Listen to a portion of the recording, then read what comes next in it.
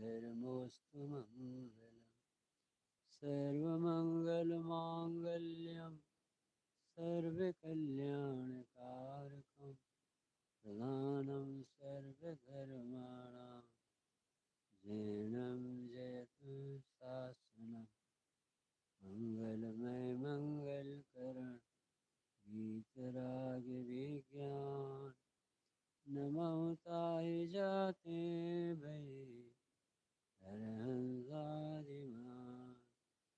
हरिमंगल करियो महा ग्रंथ करण की काज याते मिले समाज सब भावे निज पदराज इस भवतरु का मूल जानो मिथ्या भाव ताकू कर निर्मूल अब करिए मोक्ष उपाय।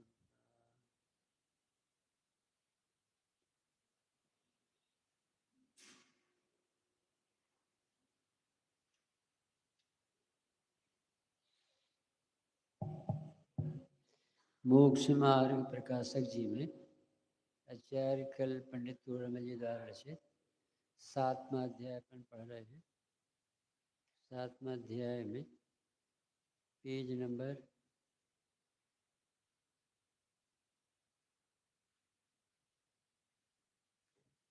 193 जैन मिथ्या दृष्टियों का विवेचन।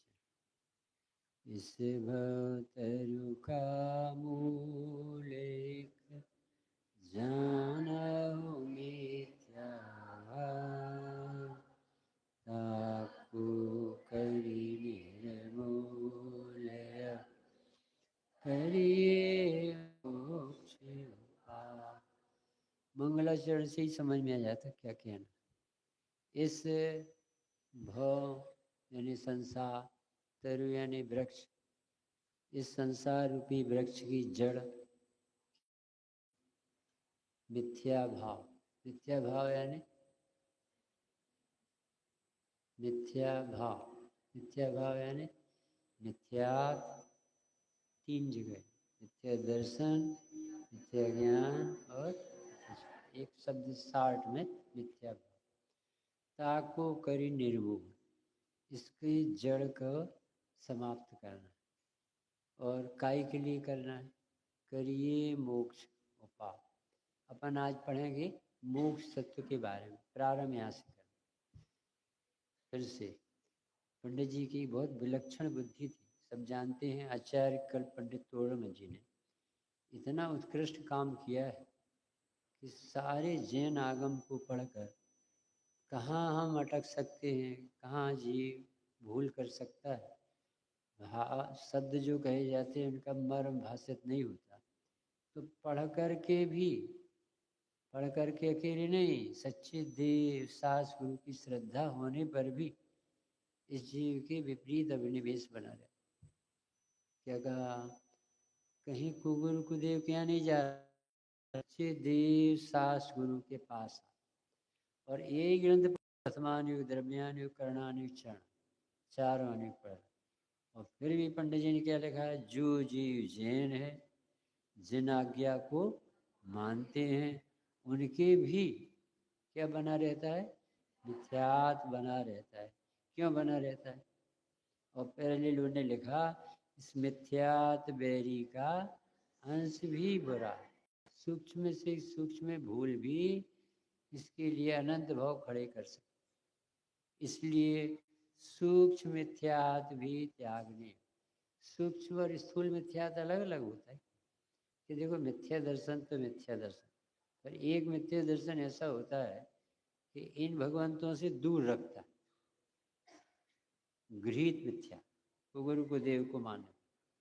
अच्छा, और उससे थोड़ी हटके आए, अब जैनी भगवान मिल गए, सच्चे देव सास गुरु, अब इन्हीं से कामना करने। फिर मिथ्यात्व नहीं छूटे, क्योंकि इस संसार से थका हुआ व्यक्ति चाहिए था जो मोक्ष की प्राप्ति के लिए आया, वो तो इन्हीं से संसार चाहता। अच्छा धंधा चले, पैसा जाए, पास हो जाए, शादी हो जाए, विवाह हो जाए, दुकान रोग मिट जाए, तो इसने वीतरागी को रागी बनाया, तो फिर मिथ्यात्व। अच्छा, अब तीसरा, कुछ नहीं चाहिए उसे, तीसरा मिथ्यात्व, कुछ नहीं चाहिए, परंतु वो जो साधन अपनाया उसने, देव सास गुरु की श्रद्धा, उसी को मोक्ष मार्ग मानने लगा। तीन गड़बड़ी, बताओ जी कौन सी? बहुत मोटा मिथ्यात्व का है, जगत के बाहर जो देवसास गुरु नहीं है उनको देवसास गुरु मानता है, ये बहुत मोटा मिथ्या ग्रीड। ये सूक्ष्म मिथ्यात्व लग रहा है ना, सूक्ष्म मिथ्यात्व बैरी का अंश भी बुरा, मिथ्यात्व बैरी का अंश भी बुरा। अंश यानी थोड़ी सी भी गड़बड़ी होगी समझ में, श्रद्धान में, निर्णय में, तो आपका दुख नहीं मिटेगा। यानी हम आँखों में डालने वाली दवाई लगा दें और लगाने वाली आँखों में डाल, तो क्या हो? दवाई तो दवाई, अरे दवाई खाने की अलग होती, लगाने के, लगाने की खाएगा और खाने की लगाएगा तो आंखें फूटेंगी। ऐसे यहाँ आचार्य जी कह रहे हैं कि तुझे देवसास गुरु मिली थी कि सही बात समझेंगे, वो उन्हीं से काम न करने, तो उस व्यक्ति का भी कल्याण। अच्छा, अब कामना नहीं करता, परंतु ये भगवान की देश देव सट आवश्यक पालता है, परंतु उसी को मोक्ष मार्ग माने। तो उसने शुभाचार को, पुण्यबंध को मुक्ति का मार्ग मान फिर भूल गया। तीन मिथ्यात बताए, कौन कौन से? बहुत मोटा मिथ्यात क्या बताया? जो देव नहीं है उन्हें देव मानना, जो शास्त्र नहीं उन्हें शास्त्र मानना, जो गुरु नहीं है उन्हें गुरु मानना, ये तो बहुत मोटा मिथ्या। अच्छा, अब जो सच्चे देव सहज गुरु के पास आए, अब कौन सा मिथ्यात है? अब उनसे काम न करने लगे, जिससे जिस संसार को भुला के इनके पास आना था, उन्हीं से संसार का पोषण करना चाहिए। दूसरा, अब तीसरा मिथ्यात कौन सा है? कि इनसे है जिस अपन ने भक्ति भाव की, इससे होता है पुण्यबंध। तो इनसे सीखना था आत्म तत्व का वैभव और अनुभव का उपाय। तो इनसे क्या किया अपन ने? इनके प्रति भक्ति भाव तो की और पुण्यबंध बांध करके मुक्ति की कामना की। बताओ कौन बताएगा तीन मिथ्या? पहला कौन सा है? जो कुगुरु को दे उसको शास्त्र को धर्म मानता है, ये बहुत मोटा मिथ्या। फिर दूसरा मिथ्यात कौन सा है? कि सच्चे देव सास गुरु से विषयाभिलाषा कर, उनसे ही काम न करते, उनकी इच्छाओं की पूर्ति, तो ये फिर चूक गया। यहाँ तो इच्छा के अभाव के लिए आना था, ये इच्छा की पूर्ति कर। और तीसरा मिथ्यात क्या बताया? कि भगवान की भक्ति, स्वाध्याय और व्रत आदि से तो पुण्य बंद होता है, इसे बंध से मोक्ष मार मान है। तीन। अब पंडित जी देव क्या कहते?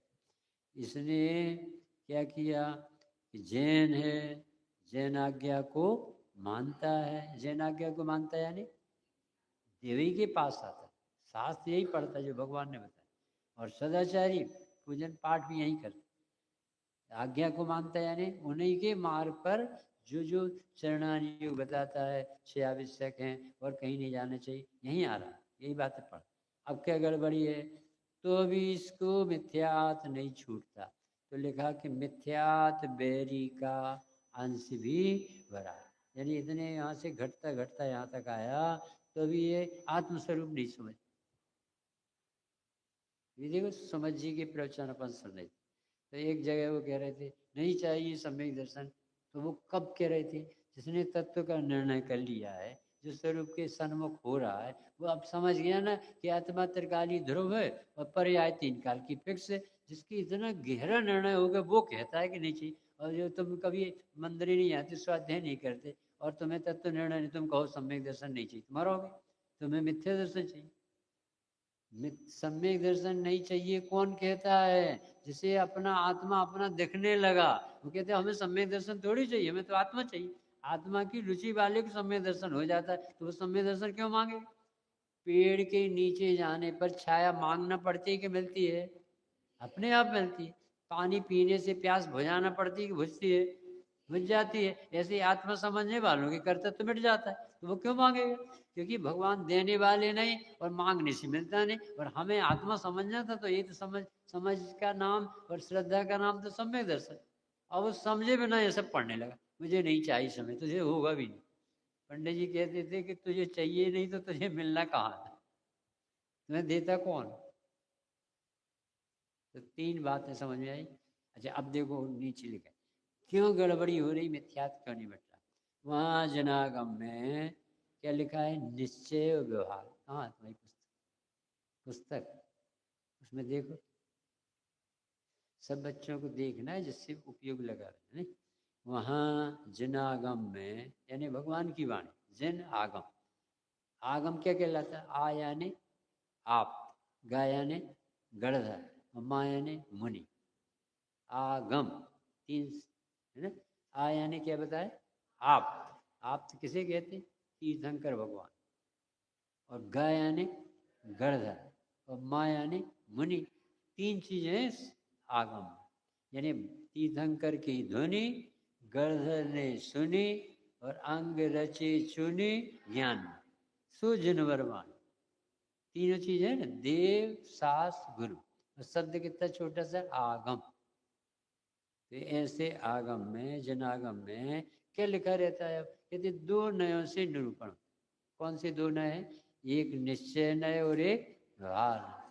अब निरूपण किया जाता है, क्या बताना है, वस्तु स्वरूप, मुक्ति का मार्ग। तो बताने में 2 नए काम लेंगे, निश्चय नय और व्यवहार नय। निश्चय नय क्या करेगा, जैसा हकीकत में है वैसा कहेगा। और व्यवहार नय क्या करेगा, जैसा प्रयोजन सद है, इस समय क्या जरूरत कहने की वो बताएगा। व्यवहार नय प्रयोजन बस कथन करता, और निश्चय नय स्वभाव अनुसार कथन करता। क्या कहा, शक्कर को मीठी कहना, ये कौन से नय का काम, निश्चय नय का। और शक्कर का दूसरा प्रयोजन बस कथन, शक्कर डब्बे की शक्कर, शक्कर का डब्बा, हमारी शक्कर, तुम्हारी शक्कर, इस भाव की शक्कर। ये दूसरी तरह से किसी प्रयोजन बस कथन करना पड़ता, तो उसे कहते हैं व्यवहार नय। व्यवहार नय पराश्रित।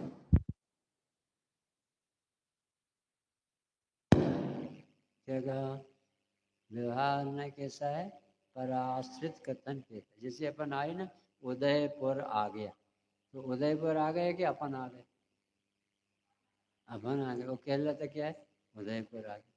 नल आते हैं कि पानी आता है, और अपन कहते नल आ गए, इसी कथन कहते।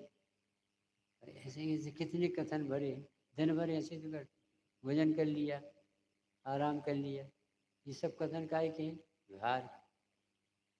ऐसे कथन जनावाणी में 2 प्रकार के, एक निश्चय वाले हैं और एक व्यवहार वाले। अब ये जीव क्या करता है कि जैसे कहा कि घोड़े को पानी दिखा ला, नौकर नया था गांव से, तो उससे कहा घोड़े को पानी दिखा, उसने घोड़े को पानी दिखा दिया नदी में, और वो ले आया वापस। तो वो घोड़ा फिर आवाज करने लगा, तो नौकर से कहा क्यों रे घोड़े को पानी पिलाए, वो पानी नहीं दिखाए कि साहब दिखाए, 3 बार दिखा दिए। तो दिखाने का अर्थ क्या था, बनाना। और उसने दिखाने का अर्थ क्या समझ, ऐसे उन्होंने कहा था सम्यक दर्शन नहीं चाहिए। कब कहा था, जब आत्मा देखने लगी। और इसने कब लगा लिया सम्यक दर्शन नहीं चाहिए, जब पढ़ते ही नहीं। मंदिर में धर्म नहीं, कौन बोलेगा जो मंदिर नहीं आता, शोभा देगा। कब कहा जाता है, क्या प्रयोजन है। बाबू जी पहले अमित भाई सिद्धरकूट जाते थे ना, तो वहां पर पहले नाव से जाते, तो नाव पे चढ़ना है कि उतरना है। अब हमारे यहाँ उत्तम चंद जी पंडित जी आए, तो उन्होंने कहा कि भाई नाव पर चढ़ना भी बहुत आवश्यक है और उतरना भी आवश्यक है, परंतु बीच ही में उतर जाए तो समझ लेना डूबेगा। और कोई ये समझे कि जब उतर नहीं पड़ेगा तो चढ़े क्यों, तो नहीं दर्शन करने। और कोई कहे कि जब चढ़ेंगे और उतरने पड़ेंगे, तो या तो चढ़ने का आग्रह कहे कि हमें नहीं चढ़ना, या उतरने का आग्रह कहे हमें नहीं चढ़ना, या बीच में उतरे, तीनों जगह गड़बड़ी होगी कि नहीं। उसलिए चढ़ना भी जरूरी है उतरना भी जरूरी है और बीच में कांस्टेंट रहना भी। 3 बार ऐसे अपने भगवान की वाणी को नयों से समझना भी जरूरी है और नयों के पक्ष न बनाकर वस्तु स्वभाव का पक्ष आना जरूरी है और पक्षातिक्रांत होने में अनुभूति होती। 3 स्टेप। जिनवाणी में दोनों नयों से वस्तु स्वरूप को समझना भी जरूरी है। क्या कहा? जिनवाणी में दोनों नयों से, क्योंकि सीधा आत्मा जानने में नहीं आ रहा ना बीच की, तो उसे मंदिर के पास लाए, भगवान दिखाए। तो जिनवाणी में दोनों नयों से वस्तु स्वरूप और मोक्ष मार्ग समझना जरूरी है। फिर निश्चय का पक्ष आना जरूरी है, पर पक्षातिक्रांत होना जरूरी। 3 स्टेप। जिनवाणी से दोनों नयों से, जिनवाणी में दोनों नयों से वस्तु स्वरूप समझना जरूरी। फिर पक्ष किसका आना चाहिए? निश्चय का पक्ष आना जरूरी, कभी आए नहीं जीव वस्तु स्वरूप का। और फिर तीसरा क्या बताया? पक्षातिक्रांत होगा, यानी वो विकल्प भी टूटेगा, तब इसे आत्मानुभूति। ये कहाँ गड़बड़ी करता है? जिनागम में निश्चय व्यवहार रूप वर्णन है, उनमें यथार्थ का नाम निश्चय और उपचार का नाम व्यवहार। किसे कहते हैं निश्चय? यथार्थ का नाम निश्चय और उपचार का नाम व्यवहार। यथार्थ यानी जैसा है वैसा जान, और उपचार यानी वैसा है नहीं, किसी प्रयोजन से कहना। जैसे पंडित जी का कमरा कौन सा है? जबलपुर से पंडित जी आए, उनका कमरा कौन सा है? 103। तो पंडित जी का कमरा है कि शाश्वत धाम का कमरा? पंडित जी का कमरा है कि शाश्वत धाम? शाश्वत धाम। और कहलाता किसका? पंडित जी। तो पंडित जी का कमरा ऐसा नहीं कहें तो आप कहाँ ढूंढोगे पंडित जी? इतना बड़ा शाश्वत धाम, और उदयपुर तो और ही बड़ा। तो उदयपुर में पंडित जी नहीं, शाश्वत धाम में पंडित नहीं, शाश्वत धाम में 103 में पंडित जी नहीं, 103 में नहीं, अपने बिस्तर पे, अपने बिस्तर पे नहीं, अपने में। कितने व्यवहार के कथन आएंगे, कौन सा सच्चा है?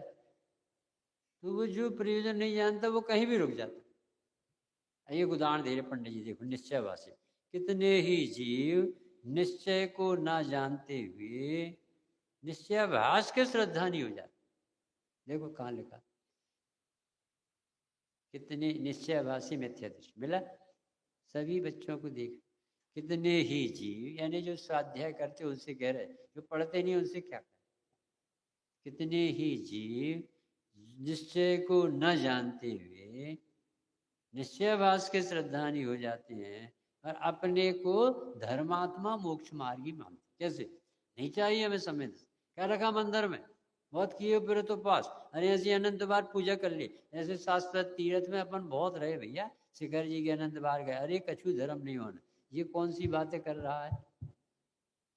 पढ़ पढ़ के बिगड़ रहा।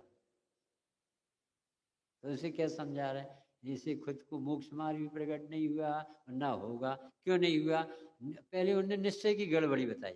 निश्चयाभास का श्रद्धा, निश्चयाभास का श्रद्धा नहीं, यानी आत्मा भगवान है कि नहीं। अभी समझिए, सुना तुमने प्रवचन? अरे सम्यक दर्शन क्या लगता है, आत्मा परिपूर्ण है, भगवान है। ये तो त्रिकाली ध्रुव भी निश्चित है और 3 काल की पर्याय भी निश्चित है। बस प्रसन्न हो जाओ, आनंद करो। भाई साहब कह रहे थे, हम जाओ प्रसन्न हो जाओ, आराम करो। अरे भी तो देख के कह रहे थे भैया, हमने जब वस्तु स्वरूप समझा तो आत्मा नाम का एक पदार्थ है, वही तो मैं हूँ, और मेरे में जो परिणति होती 3 काल की सब निश्चित है। तो द्रव्य भी निश्चित है, गुण भी निश्चित है, और परिणमनशील स्वभाव भी निश्चित है। अब अपन को क्या करना चाहिए? बोले भी क्या करना चाहिए?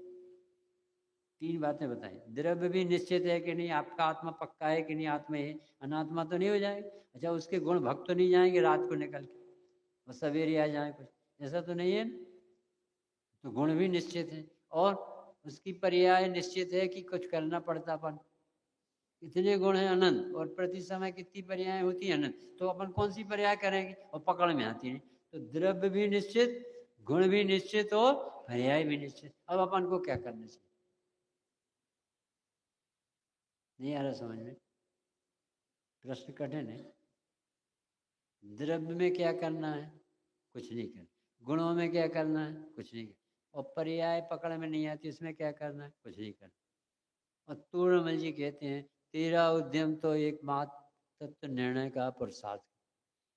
तेरा पुरुषार्थ क्या है? तत्व निर्णय कर। और अपन को ये द्रव्य गुण पर्याय पता चल गए, अब अपन को क्या करना? कुछ नहीं करना। बताओ कौन बेबी की समझ में आया? समझ में आ रहा है क्या पूछ रहे? द्रव्य निश्चित है कि नहीं?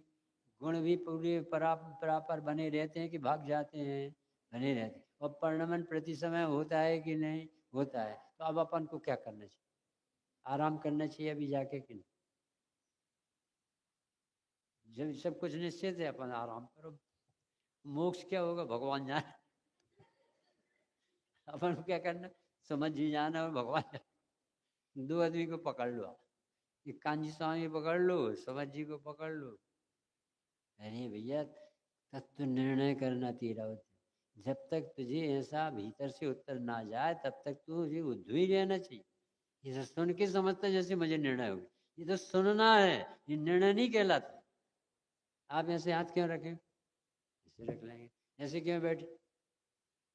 ऐसे अपन को लगता है ना, जैसे अभी हम ऐसे बैठे थे, हम ऐसे बैठ गए। तो वो कहते निर्णय तो करो, तुम बैठने वाले नहीं, तुम तो जीव तत्व ज्ञान तत्व है। न ऐसे थे न ऐसे। तो कितनी ताकत लगेगी इसमें? ये जीव इसमें इसमें ताकत नहीं लगा।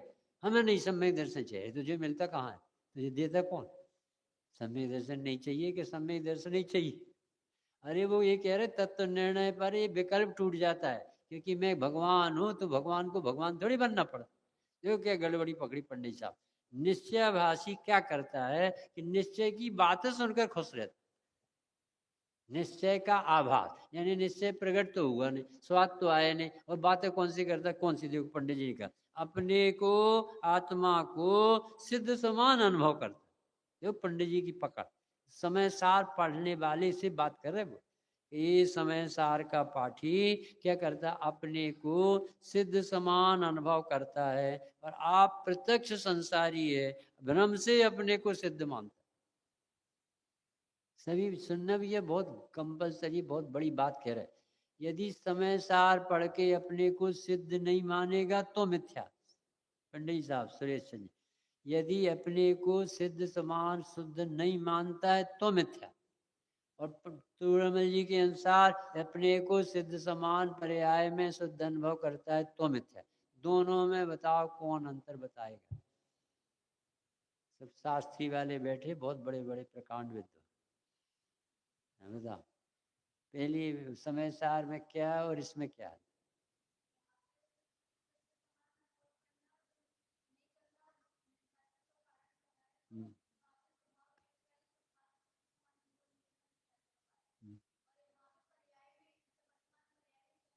हाँ, दो बातें हुई ना। इनने कहा था जिनवाणी में दो नैसी कथन, एक निश्चय से और एक। जब द्रव्य का ज्ञान कराने का जिम्मा निश्चय ने ले लिया, द्रव्य स्वभाव को बताने का काम कौन ने पकड़ा? निश्चय। तो अब पर्याय को बताने का काम कौन पकड़ेगा? व्यवहार पकड़ेगा। तो द्रव्य से कहा जाए तो ये जीव निश्चय से सिद्ध भगवान के सम बंदित्व सब सिद्धि, सिद्धत्व की स्थापना करो सब जीवन। पशु भी भगवान, जल भी देव, अग्नि भी देव, वायु भी देव, पीपल भी का वृक्ष भी देव, चूहा भी देव, सबको भगवान देव। ये कौन से नय का कथन है? निश्चय नय। निश्चय नय किसे बताता है? द्रव्य स्वभाव। और द्रव्य स्वभाव को द्रव्य स्वभाव से सिद्ध जानना, ये सम्य दर्शन है कि मिथ्यात है? ये तो सम्य दर्शन है। तो इसने कौन सी गड़बड़ी की कि इसने निश्चय की बातों को कहाँ लगा लिया? निश्चय में देखा नहीं, स्वभाव देखा नहीं जो बता रहे थे द्रव्य। और इसने कहा मैं तो सम्यक दृष्टि, मैं तो आत्मा का, मैं तो श्रद्धा नहीं। अरे आत्मा देखी है नहीं, निर्णय है नहीं, अंतर्मुख हुआ नहीं, कर्तव्य टूटा नहीं, विषयों में सुख बुद्धि हटी नहीं, द्रव्य का पावर ख्याल में आया नहीं। और भाषा कौन सी बोल रहा? समय सार की। पंडित जी कहते देखो ये निश्चयवासी, पढ़ करके निश्चयवासी हुआ। पहले अपन जब घर में रहते थे, जब समय सार नहीं पढ़ते थे, तब कोई भी व्यक्ति अपने को सिद्ध नहीं कहता था। और जब समय सार पढ़ा जब से, तो उसने अनुभव किया नहीं, वो बोलने लगा मैं तो सिद्ध हूँ। तो कहाँ गड़बड़ी की उसने?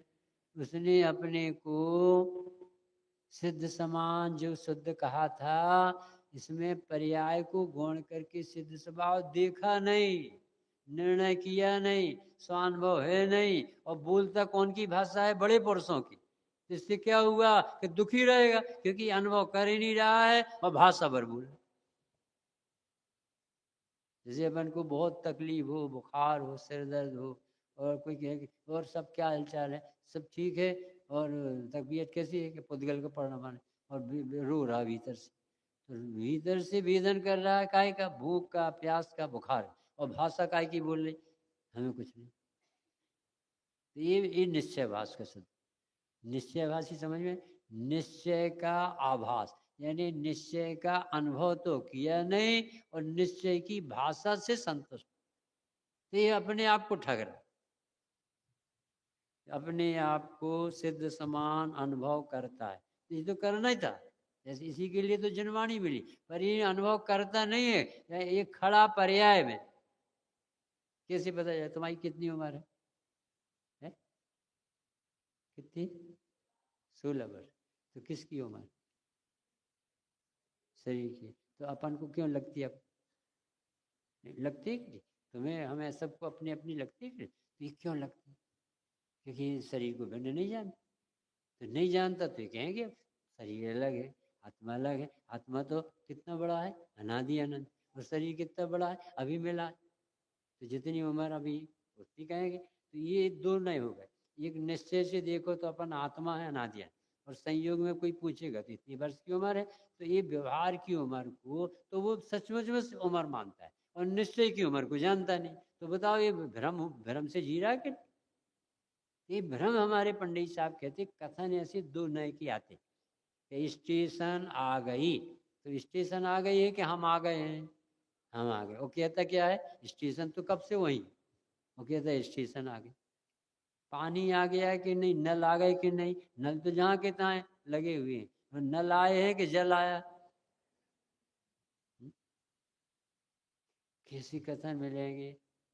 अब कितने आप रात में खाती हैं? कौन बच्चा है जो रात में खाता? अनाज कोई नहीं खाता ना, सब समझदार।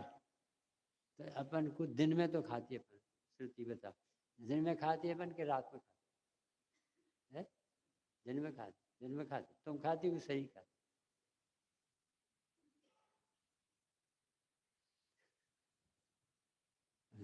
ये जनवाणी में दोनों कथन में रात में नहीं खाना चाहिए। एक बार पंडित जी आए, महाराज जी आए इस गांव में, तो उन्होंने कहा भाई रात्रि में जल का पान करना खून पीने जैसे, ऐसा बहुत ऊंचा उपदेश दे रहे थे। उन्होंने कहा कि भैया हम लोग नहीं पिएंगे जल, सब गांव के भूले भाले लोग। अब दूसरे दिन क्या हुआ, सबने रात में भोजन किया और पानी नहीं पिए। तो कौन सी गलती करी बेचारे? आपने कही थे पानी नहीं पीना था, उन्होंने पानी नहीं पिया। तो दूसरे दिन महाराज जी ने पूछा कि भाई कल रात में कोई नहीं दिखे कि साहब झूठे मौके से आ जाते, आपने कही पानी पीने वाला नरक में जाता। हम कैसे नरक में जाएं? बताओ, उनको जब पानी का निषेध किया तो भोजन का निषेध आया कि नहीं? तो उन्होंने कहा नहीं समझ में आया, लकीर की पक्की। भाव नहीं समझोगे, ये पंडित जी को कुछ समझाना है कि ये नए जो कथन करते वो कोई भाव से करते, ये भाव नहीं पकड़ता, शब्द पकड़ता। मतलब आज जैसे तो बोल देते नहीं मैं तो इतने की, मैं तो आत्मा, तो आत्मा के कहने से आत्मा की लगने लगी। अरे आत्मा की कहने भर नहीं है, अपन को महसूस करना कि मैं आत्मा हूँ, अनादि अनंत। इस शरीर तो अभी मिला है और अभी छूट जाएगा, ऐसा भेद ज्ञान कराना चाहती जनवाणी। या जग मंदिर में अनिवार्य अज्ञान अंधेरे छयुवती भारी, सृजन की ध्वनि दीप शिखा सम जो नहीं होते प्रकाश। यदि ये भी ना होती तो क्या होते? तो किस भांति पदारथ पाती का हाल है रहते अभी। यदि ये भी ना बताती कि तुम निश्चय से भगवान हो और व्यवहार में पर्याय में मनुष्य जैसे भाव हैं, तो मनुष्य शरीर नहीं हो तुम, मनुष्योचित भाव है। शरीर तो मुर्दा का है और आत्मा भगवान है, जीव द्रव्य है, और शरीर पुद्गल द्रव्य है, उसका बना हुआ है।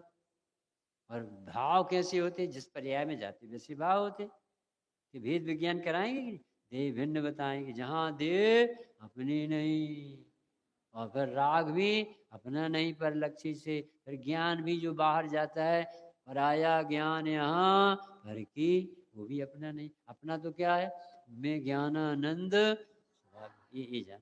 तो पंडित जी ने क्या भूल पकड़ी, अपन ने एक उदाहरण पकड़ा, निश्चय के कथन को इस शब्दों में पकड़ करके कहता है कि मैं सिद्ध भगवान हूँ, और वे कह रहे हैं कि सिद्ध भगवान सचमुच में हो, और तुम्हें सिद्ध जैसा अनुभव होना चाहिए, परंतु तुम पर्याय में खड़े रहते हो और द्रव्य स्वभाव से सिद्ध है सो मानते नहीं हो, इसलिए तुम्हारे दुख मिटते नहीं। अब निकालो मोक्ष तत्व की भूल। अपन मोक्ष मार्ग प्रकाशक है ना, मोक्ष का जो अपना लक्ष्य होना चाहिए, पेज नंबर है 233, 233। किसी किसी दया है, किसी भूले निकाली। अपन पढ़ेंगे जितने तत्व समझ में आए। अभी आज मोक्ष पढ़ते, बड़ा जिसका लक्ष्य बनाना पड़े। अपन सब मुमुक्षु कहलाते। मुमुक्षु क्यों कहलाते, क्योंकि मोक्ष का इच्छुक में मुमुक्षु कहलाते। अब मोक्ष का इच्छुक है और सिर पर बोझ रख, तो ऐसी मोक्ष नहीं होती। देखो मोक्ष की गड़बड़ी पकड़ाई पड़ने से। तथा मिला 233 पेज बीच में, मोक्ष तत्व का अन्यथा तथा सिद्ध होना उसे मोक्ष मानता है। सब लोग सावधानी से सुनना, हम किसी से भी पूछ सकते, क्योंकि अपना कल्याण होना चाहिए, अपन को मोक्ष प्राप्ति होना चाहिए। तथा सिद्ध होना उसे मोक्ष मानता है। मोक्ष तत्व का अन्यथा रूप, देखो 7 तत्व की निरूपण इसमें 233। सिद्ध होना उसे मोक्ष, पहली भूल। दूसरी भूल, जन्म मरण रोग क्लेश आदि दुख दूर हुए हैं, इसे मोक्ष मानता। 2, अनंत ज्ञान द्वारा लोकालोक का जानना हुआ, इसे मोक्ष मानता है। 3, त्रिलोक पूज्यपनास हुआ, इसे मोक्ष मानता है। इत्यादि और भी लगा लेना, और भी क्या लगाना है, राग द्वेष मोह मिट गया, इसे मोक्ष मानता है। और क्या लगाओगे, बाहर से देखोगे तो भगवान की समोषण है, 64 चमर हैं, आकाश में गमन करते हैं, भगवान की दिव्य ध्वनि का क्या कहना, भगवान का मोक्ष का और सिद्धालय में विराजमान उसका, ऐसी कितनी भी चीजें सैकड़ों हजारों गुण हैं जो कथन करते हैं। वो जिनवाणी में लिखी पढ़ के पता है इस व्यक्ति आगम पाठी को बिठा जो स्वाध्याय करता है, परंतु उसका भाव नहीं पकड़, भाव नहीं पकड़ में आता तो तत्व ही नहीं समझ में आए। जब तत्व ही समझ में नहीं आया तो ये जो उपाय करता होगा वो कितने गलत करता होगा, नहीं समझ में आया। एक से कहा, नौकर आया, उससे कहा कि जाओ बेटा एक गिलास पानी लिया, और 2 आदमी बैठे थे, और कहा एक गिलास पानी, सेठ ने कहा। तो वो एक गिलास लिया और हाथ में लाया, कि 2 आदमी बैठे तुमने एक गिलास लाया, कि आपने एक गिलास कहा था। अरे एक गिलास कहा जाता है, पर आदमी जितने बैठे उतना देख रहे, एक 2 गिलास, अरे हाथ में नहीं लाया जाता, तस्तरी में लाया जाता। तस्तरी में लाया, फिर उसके बाद जूते लाओ, अब वो तस्तरी ढूंढ रहा था, तो तस्तरी में जूते ले आए, कि भैया जूते तस्तरी में नहीं। मतलब जब तक भाव समझ में नहीं आता, जब तक उसे कुछ भी कहो वो गड़बड़ी करे। ऐसे ये कह रहे चलो मोक्ष चलना है, बताओ शाश्वत धाम वाली बच्चियों कितने लोगों को मोक्ष चलना, हाथ उठा। एक, मोक्ष किसे जाना, यहाँ किसी को मोक्ष नहीं, खतरनाक मोक्ष है। एक तो मिली कम से कम, रानी कलर वाली भाई, और किसी को मोक्ष नहीं चाहिए, सब संसारी में। तो सुनो, मोक्ष जाने की चीज नहीं है, मोक्ष प्रकट कर देती, इसलिए जाने से मोक्ष नहीं मिलता। पहले सुधार का।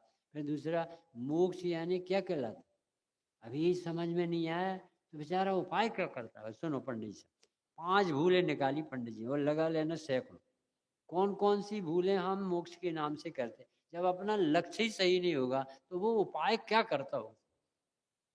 हर आदमी देखो मोक्ष पाने का यानी सुखी होने का उपाय करता है। जैसे भूख लगी तो बताओ, अपन भूख लगी तो आत्मानुभव करते हैं कि भोजन करते हैं। भोजन करते हैं तो ये मोक्ष का उपाय कहाँ। तो टेम्परेरी रिलीफ, रिलैक्स, सेटिस्फेक्शन, ये अपन ने एक धंधे बना लिए।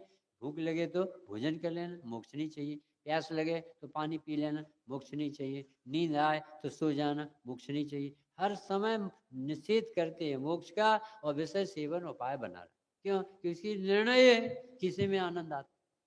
अच्छा, अब इसने व्यक्ति ने पढ़ पढ़ के 5 बातें बताई। अपन तो अपने अनुभव से कह रहे थे भूख लगती तो भोजन चाहिए, प्यास लगती तो इसने कौन से पढ़ के बताया? शास्त्र पढ़ के। सिद्ध भगवान कहाँ रहते हैं? सिद्धालय।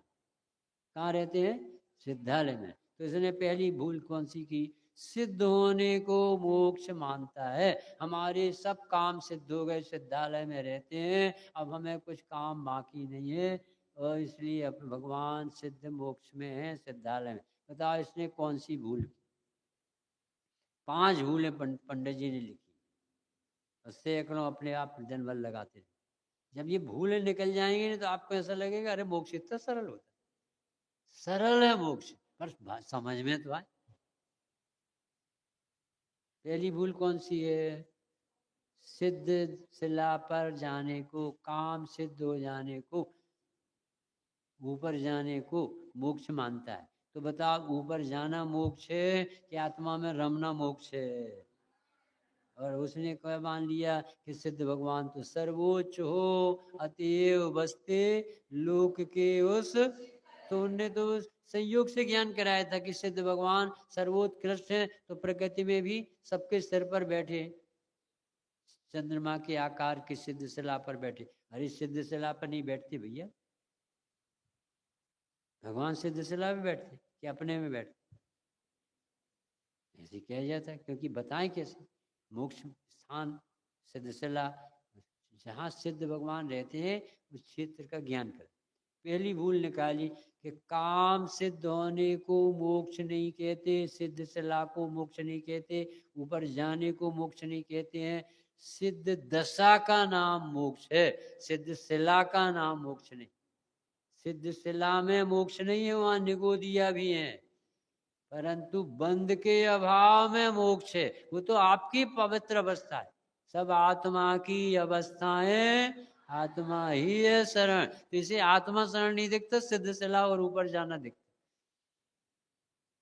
पहली भूल निकाली उन्होंने कि जाना आना मोक्ष का काम नहीं है, ऊपर नीचे मोक्ष नहीं है। मोक्ष तो जीव की अवस्था का नाम, तो जीव में मिलेगा पहले। दूसरा बहुत बड़ी भूल निकाली, जन्म मरण रोग क्लेश आदि दुख दूर हो गए हैं, इससे भगवान को मोक्ष मिला। तो भगवान का जन्म होता है क्या? सिद्ध भगवान कभी जन्मेंगे क्या? कभी मरेंगे क्या? अब कभी रोग होगा क्या? कभी भूख प्यास लगेगी क्या? नहीं लगेगी। तो बताओ उन्हें आनंद आता होगा क्या? पंडित जी की सोच देखो आप, अपन तो कल्पना नहीं कर सकते कि कैसा ब्रिलियंसी होगी उनकी, कैसा यानी शास्त्र में लिखा है ऐसे हमारे भगवान के, और अपन पूजन में भी रोज पढ़ते ओम ह्रीम श्री देव सास गुरुभ्यो नमः, जन्म जरा मृत्यु विनाशनाय जलम निर्वामिति स्वाहा। तो अपन रोज जन्म मरण के अभाव की भावना भाते। और इसमें पंडित जी कहते कि भगवान के जन्म मरण रोग से मोक्ष मानना ये तुझे मिथ्या था, अभी तो मोक्ष नहीं सकता। तो कौन सी भूल बताओ, क्या पकड़ी होगी पंडित जी ने? जन्म मरण में दुख है कि नहीं? रोग होने पर दुख होता है, किसी को कैंसर हो जाए, कोढ़ हो जाए, व्याधि आ जाए, तो वो दुखी होगा कि?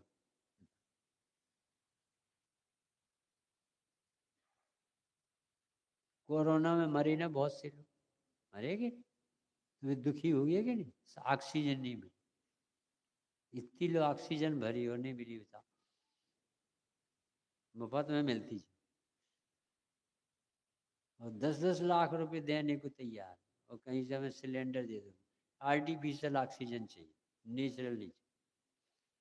तो बताओ, वो जन्म से दुखी, मरण से दुखी, रोग आने पर जीव दुखी होता है कि नहीं? नहीं होता कि ना? जन्म का दुख होता है कि होता है?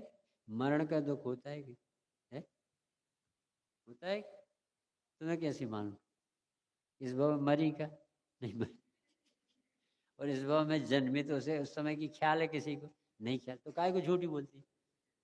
पंडित जी ने ऐसी कालर पकड़ी अपनी कि तुम झूठी कितनी बोलती मंदिर में आके, जन्म की पता तुम्हें, न मरने का भी काम बना, और जबरदस्ती कहते जन्म मरण का, ये पढ़ पढ़ के बोलते थे। समझ लो पंडित जी कितनी दिमाग वाले हो गए। और रोग, अच्छा रोग आता है अपन को, तो जब अपन को रोग आता तो मुसब्बी का रस मिलता है और अच्छी काजू किशमिश मिलती, एक आसन करो तो उस दिन और अच्छी व्यंजन पपड़ियाँ और खाजा मिलती, तो अपन को कहाँ दुख होता और मजा आता। ये पंडित जी कह रहे, तो यही तो कह रहे कि रोग में कष्ट नहीं है भाई साहब, कुछ अलग गिना रहे। सब सोचोगे ना तो अपन को लगेगा पंडित जी साहब कैसे मिल गए, 6-6 महीने नमक नहीं खाए पंडित साहब, और उनको पता भी नहीं चला। सोच लो कितना उपयोग कंसंट्रेट होता हो, कैसी टीकाएं लिखी समय ज्ञान चंद्र का आदि। तो जन्म कर कष्ट का अर्थ है, मरण का कष्ट का अर्थ है, यदि अपन से कोई कह दे कि तुम मर जाओगे, तुम मर जाओगे, एक आदमी धर्म में नहीं लगता, धर्म में मन नहीं लगता, तो उसकी चिठानी ले गई सेठ जी। सेठ जी ये आखिरी दिन है, पंडित महाराज जी चले जाएंगे, मिलते लो। महाराज जी ने उससे कह दिया कि तुम 7 दिन में मर जाओ। अब घबरा गया, अब मरने के नाम से सब डरते, तो वो धर्म में लगने लगा, क्या करने लगा, दान पुण्य करने लगा। तो उन्होंने कहा आज क्या है, मंगलवार, मंगलवार है, आज नहीं मरी, कल फिर कल पूजा अच्छी पाठ करी, फिर अच्छी, फिर कल नहीं मर पाए, फिर 7 दिन निकल गए और मरा ही नहीं वो। कि महाराज जी आपने की तो 7 दिन में मर जाते, कि 7 ही दिन में तो मर, नहीं समझ में। महाराज जी ने कही कि 7 दिन में तुम मर जाओगे। 7 दिन होते कि ज्यादा दिन होते? Sunday Monday Tuesday Wednesday Thursday Friday Saturday, इतने 7 दिन होते कि, तो 7 ही दिन में एक दिन कोई न कोई दिन मरेगा कि। तो महाराज जी ने कौन सी गलती की? क्योंकि आपने कहा तो 7 दिन में मर जाए, तो भैया जब भी मरोगे तो इन्हीं दिनों में तो मरो। तो उनसे महाराज जी ने कहा, इसे जी बताओ, जब से तुमने सुना कि 7 दिन में मर जाए, मन लगने लगा कि नहीं? हमारा जी डर लग रहा था तो मन लग रहा था, तो थोड़ी विचार करने लगे ना। तो ऐसे विचार करो, संसार अनित्य है, संयोग वियोग हो जाएगा, अपना कुछ नहीं है, अपना आत्मा है, उसके कल्याण में लग रहे। अनित्यता को बता करके भी आत्मा में लगा, ऐसे ही उन्हें जन्म मरण के कष्ट बता के भी काय में लगाया था, आत्मा में। इसने जन्म मरण में तो कष्ट माना, पर आत्मा के विमोह से नहीं जानने से कष्ट ही नहीं समझ में आया, इसलिए शिकायत की उसने कि अरे सिद्ध भगवान के अब जन्म नहीं होगा, मजा आ जाएगा, मरण नहीं होगा, मरा जाए। अरे जन्म मरण तो किसी भी द्रव्य का नहीं होता, कोई भी द्रव्य आज तक जन्मता नहीं है और मरता नहीं, और रोग होता है शरीर को, आत्मा को नहीं होता। और इसने शिकायत किया कि मैं जन्म मरण से रहित हो जाऊं जैसे सिद्ध भगवान। तो क्या तुझे अभी समझ में नहीं आया सिद्ध भगवान के? वे सिद्ध भगवान जब संसार में थे तब भी अपने को जब आत्मा जानने लगे थे तो जन्म का कष्ट मिट गया था, मरण का उसी समय। क्योंकि अरे मैं जन्म ही नहीं आज तक, मैं तो मरा ही नहीं कभी, मैं मरा ही नहीं कभी, ऐसा निर्णय से उनका मरण भय मिटा। मरने के डर से मरण भय नहीं मिटता है, मैं शाश्वत तत्व हूं, मुझे कोई मार नहीं सकता, इस निर्णय से मरण भय मिटा। आत्मा जानने से मरण भय मिटा, जन्म भय मिटा, और आत्मा न जानने से जन्म मरण का डर लग रहा था, तो वो खत्म हो गया आत्मा जानने। तो ये आत्मा नहीं जानना चाहता, ये जन्म मरण मिटाना चाहता। समझ में आई क्या भूल निकाली पंडित जी? हंसने जैसी कथा एक छोटी सी। एक चालाक आदमी था और एक टेंट क्या कहलाते वो, कैट, जिसमें ये बर्तन मिलते हैं और टेंट वाली कहलाती, जो भी हो, जो जिनके धंधे चलते हैं ना, बर्तन देते हैं, सामग्री देते हैं, फिर किराए से फिर वापस है? तो उसने 100 बर्तन ले गया है, और दूसरे दिन 120 बर्तन वापस कर कि साहब 120 बर्तन क्यों वापस किए कि आपके 100 बर्तनों ने 20 बर्तनों को जन्म दिया, बच्चे जन्म। बहुत ही ज्यादा ईमानदार है। 120 बर्तन रखो भैया, तुम तो बहुत ही ईमानदार। फिर बाद में 1 महीने बाद आया तो कह ले चांदी की बर्तन चाहिए, हमारे रिश्तेदार आए तो चांदी की 10 बर्तन ले गया और 12 बर्तन वापस आभूषण। ये तो बहुत ही ज्यादा है। अब तीसरी बार आए तो सोने की सामान मांगे कि साहब शादी विवाह है, उस शादी विवाह में हमें सोने का करधन चाहिए, हार चाहिए, चैन चाहिए, अंगूठी चाहिए, सब काम बढ़िया आपकी कृपा से बन जाएगा। और ले गया 150 तोला सोना, और महीने भर आया नहीं, बंद कर दिया। तो उन्होंने किया जी तो बहुत ज़्यादा ईमानदार है, इसके यहाँ कैसे जाए। तो भी वो कोई भी हिम्मत करके एक दिन गया कि कोई तरीके से जाओ कुछ। तो वो बहुत उदास बैठा था कि क्यों भाई, बहुत दिन से नहीं आए आप इस तरफ। कि क्या करें साहब, आपने जितने आभूषण दिए थे वो सब मर गए। नहीं समझ में आया कि भाई अरे आभूषण कैसे मर जाए, कि जैसे जन्म जाए। जैसे बर्तन 100 के 120 हो सकते हैं, तो 10 के 12 हो सकते हैं, तो सोने के 10 के 10 मर गए। अब बताओ, जी तो बहुत ही बड़ा चक्कर हो गया। अब वो फंस गया बेचारा, कैसे कैसे हो गया भैया, मर गए। और साहब मर गए और उनकी 13 का खर्च भी चाहिए। बताओ क्यों फंस गया ये व्यक्ति, बता सकता है कोई? बताओ क्यों फंस?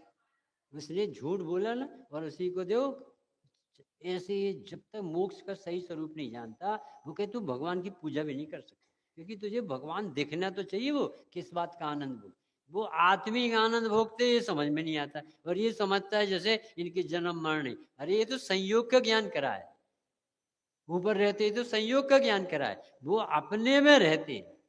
सम्मेद शिखर से कितने जीव मोक्ष, सवेरे भी पूछा कितने गए, एक भी नहीं गए, सब झूठे लिखा है। बताओ सम्मेद शिखर से ही मोक्ष नहीं गए तो तुम्हारे यहां से गए क्या? अब लिखा है स्ट्रॉन्ग से, मल्लीनाथ भगवान की जय। संबलकूट से मल्लीनाथ भगवान 96 करोड़ मुनि स्ट्रॉन्ग से मोक्ष।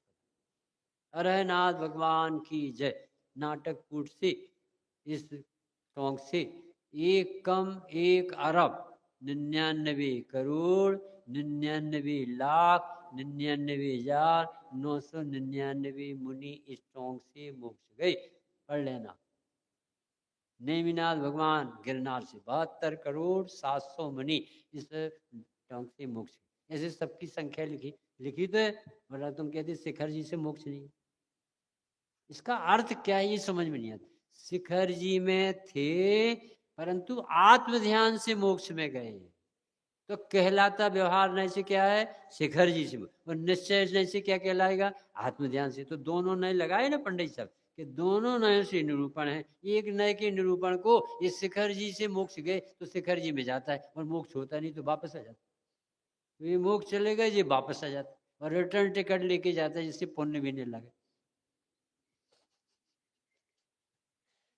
यदि जाता और वहीं दीक्षित होकर आत्मा का अनुभव करता और रहता तो थोड़ी बहुत पुण्य भी लगती। तो जाने के पहले यानी बैराग है ही नहीं। और ये पंडित जी कह रहे तुझे मोक्ष चाहिए है, उसी के चाहिए नाटक। समझ में आएगा जब तो मोक्ष की प्राप्ति। अभी देखो 5 बिंदु बताना, अभी कितने बताया अपन ने। एक तो सिद्ध काम सिद्ध हो जाने को, सिद्ध सलाह को, ऊपर जाने को मोक्ष मानता, पंडित जी ने भूल निकाली। दूसरा क्या माना उसने, जन्म का कष्ट, मरण का कष्ट, रोग का कष्ट बताया। उसने कहा कि तुझे जन्म मरण का कष्ट नहीं होता, मोह का कष्ट। जन्म का पता नहीं, मरण का पता नहीं, तुझे कहाँ से कष्ट लगा, ये तो लिखा है तो बोलने लगा। और तीसरा क्या अब तीसरी बता रहे, सुनो, वो लोकालोक को जानते हैं अपने भगवान। सही बात है कि नहीं? सकल द्रव्य के गुण अनंत, पर्याय अनंता, जाने एक ही काल प्रगट भगवान। बताओ केवल ज्ञान से लोकालोक को जानते हैं कि नहीं? बताओ, जानते हैं कि नहीं? जानते। तो वो कहते हैं, पंडित साहब कहते तू अभी केवल ज्ञान को नहीं पहचान, मोक्ष को नहीं पहचान। बताओ क्या गलती पकड़ ली?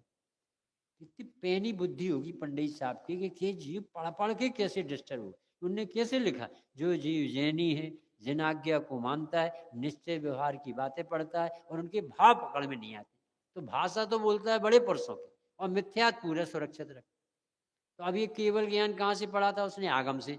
सकल द्रव्य सकल गे ज्ञायक तदपि निजानंद, ये पढ़ा था कि नहीं? तो उसने कहा कि सकल गे के ज्ञायक है। हमने क्या गलती कर दी? भैया तुझे मैं समझे में नहीं आता केवल ज्ञान किसे कहते? बताओ केवल ज्ञान किसे कहते? नहीं पढ़ा?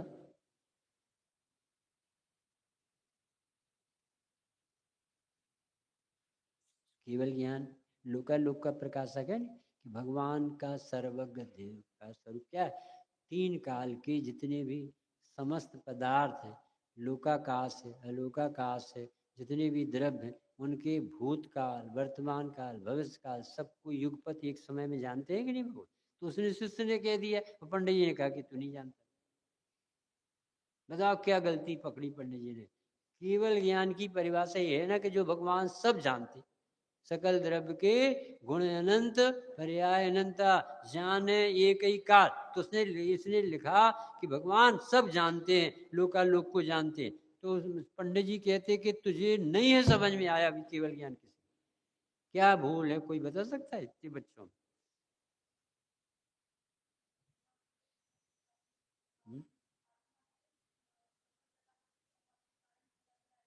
हाँ हाँ हाँ, बताओ। ये कह रही एक समय की पर्याय, तो पर्याय तो एक ही समय की होती है, दो समय की हो जाती? और झलकेंगे तो झलकेंगे, और क्या ज्ञान में झलकते हैं? वो भूल निकालना चाहते पंडित जी जो, तो पढ़ पढ़ के गड़बड़ी। उनने कहा था ना, जिन आगम में दो नए से कथन है, उनकी भाव नहीं पढ़ पाते। तो उसने क्या पढ़ा? भगवान सब जानते। अरे ये क्यों बताया था कि भगवान की सामर्थ्य का, उनकी पावर का बताना था। देख तेरे केवल ज्ञान जब होगा तो तू इतनी बड़ी विश्व को ऐसे कोने में एक समय की कैवल्य कला में उमड़ पड़ा, संपूर्ण विश्व का ही इतनी ताकत है थी। तो उनने तो उसकी महिमा लाने के लिए कहा था। इसने वो लोकालोक को जानते उसमें फट कर दिया और आत्मा गायब कर दी। इसमें आत्मा कहाँ आया उसका? केवल ज्ञान से क्या जानना था? केवल रवि किरणों से जिसका संपूर्ण प्रकाशित, ये पढ़ना था। सो उसने ये तो नहीं पढ़ा, वो पढ़ा लोकालोक को जानते हैं। तो तूने तो व्यवहार भर पढ़ा, निश्चय कहाँ पढ़ा? फिर भूल कर दी। आ रहा समझ में कि नहीं? कौन सी भूल पकड़ ली? उसने कहा तो शास्त्र की बात, परंतु एक न की कही कि व्यवहार नहीं। व्यवहार नहीं से भगवान लोकालोक को जान, ये तो व्यवहार नहीं हुआ। पर परमार्थ कहाँ आया? अरे वो अपने को जानते हुए लोकालोक को जान, अपना आत्मा तो आते ही नहीं ना तेरी बात। सिद्ध हो गए तो उसमें सिद्ध दशा बताई, फिर स्वभाव नहीं बताया। फिर रोग मिटा से मोह का पर्याय तक का ज्ञान कराए, फिर आत्मा में कभी रोग नहीं होता वो नहीं बताया। अब तीसरे में केवल ज्ञानी लोकालोक को जानते हैं, अरे अरे आत्मा के ज्ञान में लोकालोक झलकता है। आ रहा समझ में कि नहीं? चौथी भूल पकड़ो, तीन लोक में पूज्य पना है। भगवान को कितने इंद्र नमस्कार करते हैं? सत इंद्र नमत कर शीश धा। सौ सौ इंद्र भगवान की आरती उतारते हैं, पूजा पढ़ते हैं, नमस्कार करते हैं। 1008 नाम लेकर के सौदर में नमस्कार। पंच कल्याणक बनाता है, बड़ा महोत्सव मनाता है, भगवान की यशोगान करता है, समोषण बनाता है, दिव्य भगवान की दिव्य ध्वनि 718 भाषा में ट्रांसलेट करता है, सब मेला लगाता है, सब कुछ करता है। सौ इंद्र भगवान को नमस्कार करते हैं कि नहीं? करते हैं कि नहीं? तो इसमें क्या मिथ्यात बता? फिर पंडित जी ने कहा कि तू अभी मोक्ष को नहीं जान। चौथी भूल। सोचो जरा कैसा जैन शासन में, यदि अपन मोक्ष के बारे में सही नहीं जानते तो उपाय क्या करते? वही करते हैं जो अपन रोज करते हैं, भूख लगी तो भोजन कर ले। वो टेम्परेरी इलाज है बीपी की गोली खाना, भूख लगे तो भोजन कर। रोज बीपी की गोली खाओ, डॉक्टरों के घर भर। अरे एक दिन ऐसी दवाई खा जिससे कल से खाना ना पड़े, उसको कहते दवाई। ये तो रोज ही खाता, और कभी किसी के दिमाग में नहीं आ रहा कि ये रोग कैसा है। भूख रोज लगती है फिर खाओ, फिर लगती है फिर खाओ, ये कौन सा तमाशा? ऐसा भोजन करो ना जिससे कभी ना लगे, ये चाह रहे पंडित जी। हाँ, सौ इंद्र भगवान को पूजन करते हैं कि नहीं? करते हैं, शास्त्रों में लिखा, आगम में लिखा। तो भगवान पूज्य हैं कि नहीं? ये आप लोग बताते नहीं है, मतलब हम ही अकेले प्रवचन कर। सौ इंद्र भगवान की पूजन करते हैं कि नहीं? भगवान पूज्य हैं कि नहीं? है कि नहीं पूज्य? तो ये गड़बड़ी क्या हुई जो पंडित जी ने पकड़ी? अरे पहला अध्याय पढ़ा, उसमें क्या लिखा? पूजता तो वीतरागता विज्ञानता से आती। तो तुझे याद नहीं आता, तुझे कौन सी बात आई? सौ इंद्र पूछते। अरे ये तो पुण्य के उदय में पूछते भैया, ये पुण्य के उदय की पूजा है। सौ इंद्र झुक रहे। और अपनी पूजा, असली पूजा क्या है? अपनी परिणति अपने को पूज्य यानी आदर मान, आदर दे, श्रद्धे धे गे, अपना शुद्धात्मा लगे तो पूजन चालू। अपनी आत्मा तुझे अपनी नहीं लग रही, इससे बड़ा कोई आप होता? अपना आत्मा तो जानने के लिए मन नहीं बना रहा, दुनियादारी को पढ़ता रहता है, तो ये ज्ञान ज्ञान में अपने काम में आए, और अपना ध्यान दुनिया भर के बारे में लगा रहता है, ये करो ये करो। तो अपनी श्रद्धा ज्ञान अपने काम में कहाँ आई?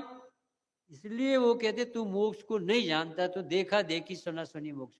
अच्छा, चार भूलें समझ में आई सब बच्चों को। पहली भूल कौन सी है? सिद्ध होने को मोक्ष मानता है। तो सिद्ध होने में क्या बताया अपन ने?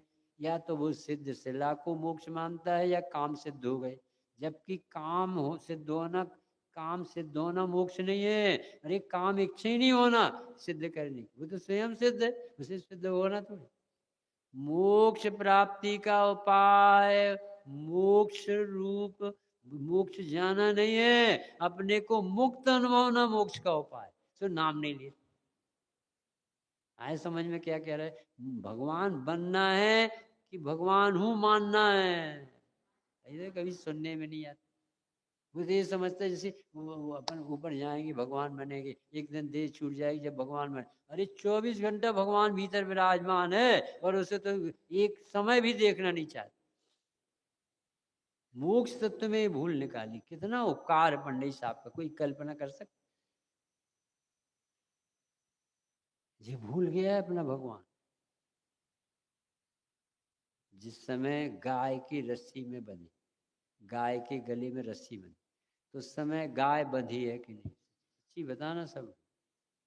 जिस समय गाय के गले में रस्सी बंधी है, उस समय गाय बंधी है कि नहीं? नहीं बंधी। जो रस्सी बंधी है वो फालतू बंधी।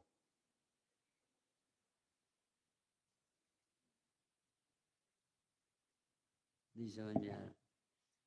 प्रवचन कठिन लग रहा क्या? श्रेणिक महाराज का नाम सुना? श्रेणिक छोटी उम्र में थे, और इनके पिताजी थे उपश्रेणिक। तो एक चिल्लाती पुत्र, तो उनको राज देने के लिए कह दिया था उपश्रेणिक। अब योग्यता थी नहीं, वो भीलनी का लड़का था, इनकी शादी हो गई। और ये थी श्रेणिक, बहुत बड़े, बहुत अगले भाव में तीर्थंकर होना, बहुत पवित्र जीव। तो ये इनको जोशी ने बताया, मुनि ने बताया कि ये इसमें योग्यता है राज संभालने, और ये बनेगा राज।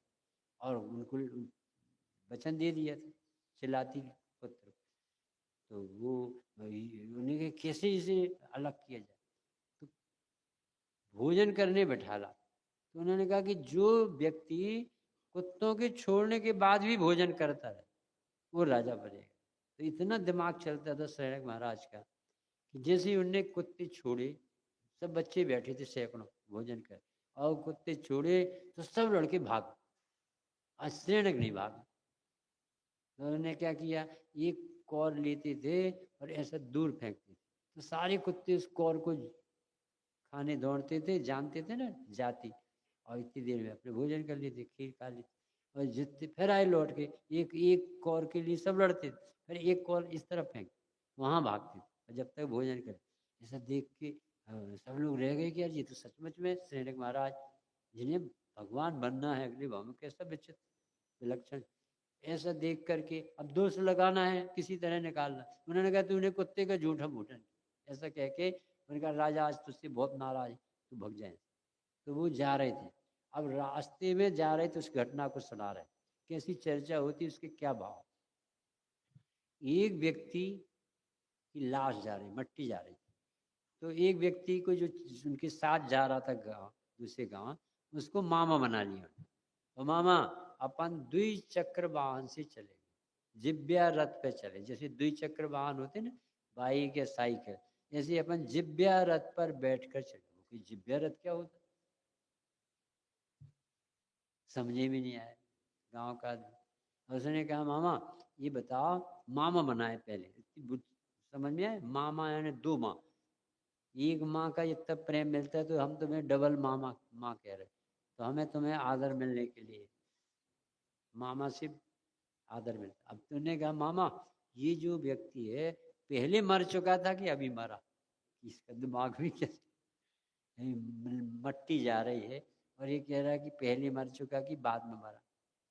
तो ऐसे किसके साथ में जा रहे हैं, जिब्या रथ पे चलो, यानी बातचीत करते चलेंगे, इसको कहते जिब्या रथ पे तत्व चर्चा। और दूसरी चर्चा कौन सी करी, मामा ये पहले मर गया था कि अभी मरा, ये मर गया, पहली और बाद का दो प्रकार के। आगे बढ़े कि ये गांव बिल्कुल भरा हुआ गांव था, कि मामा ये गांव उजड़ा हुआ है कि बसा हुआ, इतनी भीड़ लगी है और कह रहा है कि उजड़ा हुआ कि बसा हुआ। दो प्रश्न हो गए। तीसरा प्रश्न, ये जो गाय है ये किसान से बंधी है कि किसान गाय से बंधी, ये कैसे दिमाग की सदमी का कुछ प्रश्न करता रहता है। तो उन्होंने कहा कि उसने कहा किसान से बंधी है गाय। तो उनने जाके रस्सी खोल दी तो गाय भागी, तो वो किसान उसके पीछे पीछे भाग कि देखो मामा वो गाय से बंधा है किसान। फिर किसी वृक्ष के नीचे गया तो वहां छत्ता लगा लिया, वृक्ष के नीचे छाया में छत्ता लगा, और नदी आई पार करना था तो जूता पहन लिया। हर बात उसकी उल्टी उल्टी सी लगे तो वो मामा तो घबरा गया कि किस मूर्ख के साथ आ गए। अब बताओ इतना बड़ा पुरुष के भाव नहीं पहचान पाए ना, जैसे सास की नहीं पहचान पड़ता यही, और भाव नहीं पहचान, कहीं ना किसमें किसी का किसी में लगाता है। अब जैसे गांव गया तो उससे कहा अच्छा अच्छा भाई साहब आप बैठो यहाँ पे, हम अपने घर से आपको बुला ले। तो गया, उसकी बेटी बहुत विद्वान थी, उसने पूछा कि पिताजी आप अकेले आए क्या, कि नहीं एक मूर्ख सा आदमी हो रहा है। कि कैसे मूर्ख है, वैसी अटपटी बातें कर, अरे पापा बहुत ही ज़्यादा ब्रिलियंट है। कि कैसे ब्रिलियंट, बहुत ही ज़्यादा, बहुत बहुत विद्वान है वो तो। कि कैसे बेटा विद्वान, तब उन्होंने सब उसके अर्थ बताए, उस ऋणक चरित्र में पढ़ना। उन्होंने कहा जब उसने कहा था कि ये गांव उजड़ा हुआ है कि बसा हुआ, कि जहाँ धर्मात्मा आराधक लोग रहते हैं, जन्मंदर होता है, वो गांव बसा हुआ गांव कहलाता है। और जहाँ सिर्फ मोही काल बिताते हैं, खाया पिया सो गए, वो गांव उजड़ा हुआ गांव से, गांव में धर्मात्मा नहीं है, वो गांव खाली। धर्मात्माओं से गांव की शोभा होती, मंदिरों में जहाँ रहते भगवान की चर्चा होती, तत्व की मोक्ष बात। देखो पापा कितना होशियार। और पेड़ के नीचे बेटा वो छाता लगा ले, तो ऊपर कोई कौआ बैठा हो और कबूतर बैठा हो और बीट कर दी तो अपने कपड़े खराब हो जाए, इसलिए वो छाता लगाता। पापा नदी में जाता था तो जूते पहनते थे, कि नदी में कांच नहीं दिखते, कांटे नहीं दिखते, तो उसे जूते पहनते थे। हर बात में विलक्षणता थी उसकी। ये पापा पहले मर गया कि बाद में मर गया, यानी जिस जीव ने आत्मा की आराधना में अपना मन नहीं लगाया वो तो मरे के बराबर, तो वो पहले ही से मर चुका था, अब बाद में मरा, इसकी क्या कीमत। ये अर्थ थी उसका। तो बंध के अभाव को मोक्ष के, एक आत्मा मुक्त स्वरूप है, उसे मुक्त अनुभव ना मोक्ष। अब ये तो पता नहीं बेचारी, अब क्या क्या सीख गया, केवल ज्ञान होगा तो लोग का लोग जाने, अरे सिद्ध भगवान बन जाएंगे, मजा आ जाएगा। नहीं समझ में आ रहा उसे। अरे सिद्ध हूं देखेगा तो अभी आनंद आने लगेगा, दृष्टि मोक्ष हो जाएगा। कल अपन चर्चा करेंगे 5 प्रकार के मोक्ष होता। अभी समय सहजानंदी शुद्ध स्वरूपी अविनाशी हूँ आत्म स्वरूप।